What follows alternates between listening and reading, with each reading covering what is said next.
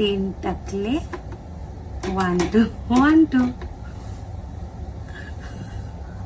Hello star fisheries, Devi Prasad है।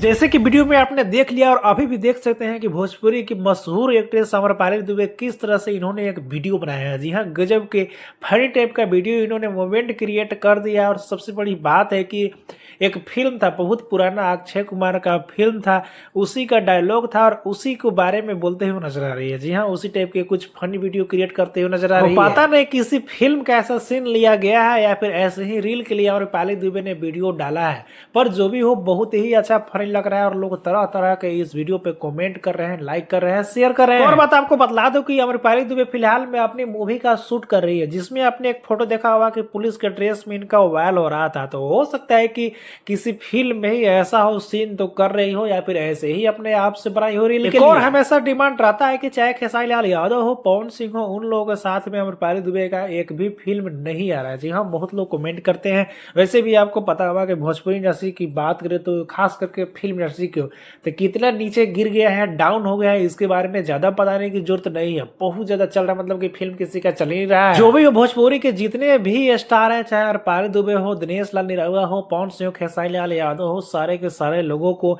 एकजुट होना चाहिए था, मीटिंग करना चाहिए था और मिलकर उन दोनों को पैसा इतना खर्च करना चाहिए था और वैसे कहानी पे